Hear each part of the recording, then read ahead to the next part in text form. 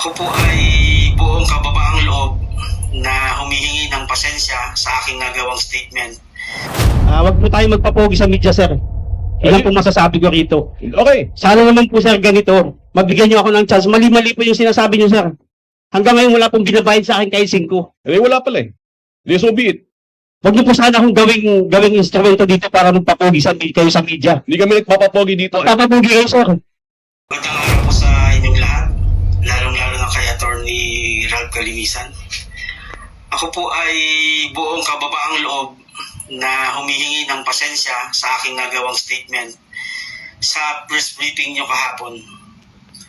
Alam ko po na hindi niyo inasahan ang aking mga sinabi sa harap ng media. Batid ko po na nasampal ko ang inyong ego at posisyon bilang isang commissioner ng NAPOLCOM. Ang pangyari po ay bunga ng bugso ng aking damdamin dahil sa viral post laban sa akin. Hindi ko po intensyon na kayo ay ipahiya sa harap ng media, kundi gusto ko lamang po ipabatid sa inyo ang aking hinaing sa kung paano mo itrato ang mga pulis na may mga issue at problemang kinakaharap. Ako po ay kasama sa advokasya na ipatupad ang agarang disciplinary action laban sa mga pulis na inaakusahan ng paglabag sa anumang pulisiya at anumang batas sa ilalim ng Republika ng Pilipinas. Hindi pa ako sumasang-ayon sa paraan ng iyong pagdidisiplina sa aming hanay. Batid ko po ang inyong adhikain na linisin ang aming hanay, pero hindi ko po matatanggap ang tinatawag nating trial by publicity.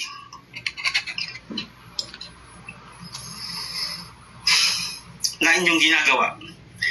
Bilang isang pulis, sa akin pong pagkakaalam, wala pong pulisiya ang NAPOLCOM na kailangan mo munang iharap sa media o paratangan na kung anong mga issue ang mga pulis na katulad ko naharap sa investigasyon. Ang pagharap sa media upang ipahiya sa publiko ang isang pulis ay paglabag sa saligang batas at hindi katanggap-tanggap sa umiiral na prinsipyo ng due process.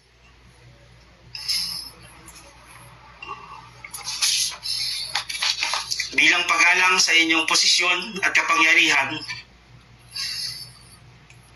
isinumiti ko ang aking sarili sa iyong opisina sa kabila ng pagmumura mo sa akin sa punto pa lamang ng aking pagdating sa iyong opisina. Tinanggap ko ang lahat ng iyon bilang respeto sa iyo at sa buong kapulisan. Kung ako man ay nagkamali, may mga nalabag na batas at pulisiya ng PNP, ako po ay buong pusong isusumite ang aking sarili sa tamang forum at disciplinary body, pero hindi sa mapanghusgang pagpaparatang at paghaharap sa social media o mainstream media man, sapagkat hindi umiiral ang mga panuntunan sa tamang proseso ng investigasyon o pag-aakusa sa isang akusado.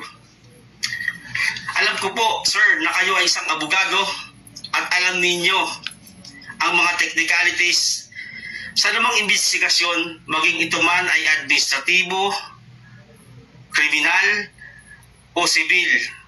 Pero walang technicalities sa paghaharap sa mainstream media o social media, kundi lahat ay pawang emosyon at opinion lamang, depende sa kung saan ka papanig na partido. Ang kapulisan po ay sawang-sawa na sa iyong estilo ng liderato. Pumapalag na ang karamihan sa tinatawag nating trial by publicity. Marami pong pulis na gustong lumaban sa inyo pero walang lakas ng loob Kasi may mga binubuhay na pamilya at pinapangalagaang reputasyon. Matagal na po akong tumutulong, sir, sa ilang kapulisan upang harapin ang anumang kasong administratibo, sibil o kriminal man. Sa mga pulis na natulungan ko, patuloy akong maninindigan sa inyong kapakanan kung nalalabag na ang ating karapatan.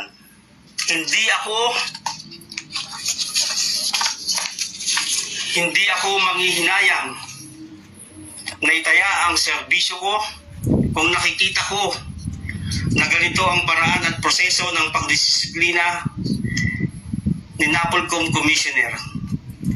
Nakakalungkot pero sa hindi sinasadya at hindi angkop na paraan ang pag-level up ng aking advokasya. Gayunman, ang aming law office ay handang tumulong sa inyo ng buong puso.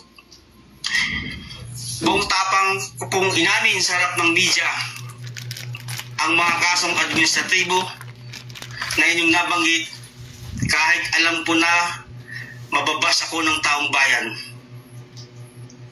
Sana ay magkaroon po kayo ng mas malalim na investigasyon kung bakit ako ay nanatiling nasa serbisyo. Marahil ay hindi sapat ang ebidensya ng PNP laban sa akin para ipangalandakan mo na iskalawag ako o errand policeman. Pwede ko naman sabihin na wala itong kinalaman sa kasalukuyang investigasyon na iyong ginagawa. Sir Ralph Calinisan, nakikiusap po ako na sana'y tigilan niyo na po ang pagpapamedya sa kapulisan para lamang sa sariling interes at kapakanan. Bigyan din po sana natin ng konsiderasyon ang pamilya ng mga pulis na nadadamay sa estilo ng trial by publicity. Kung kayo po ay may planong tumakbong senador o anumang elected position, wag naman po sana sa ganitong paraan. Minsan na rin pong pumalag ang PNPA Alumni Association sa paraang trial by publicity na ginawa ninyo. Please po, nakikiusap na po ko sa inyo. Kay Barangay Captain Pakaira ng Lower Bigutan, considering na patong-patong na ang kaso ng inyong kababayan at driver, sana po ay huwag naman na ninyong pagbanehuhin yan sapagkat baka makapambiktima ng panang iba. Nakiusap po kayo na huwag kong kasuhan, pinagbigyan ko po kayo dahil naawa rin po ako kay tatay. Hindi pa ako manghihinayang na matanggal sa serbisyo kung pati buhay ng ibang tao ay malalagay sa peligro. Mismong tanod yun na po ang nagsabi sa akin na kasuhan ko yan, pero pinagbigyan ko dahil sa inyong pakiusap.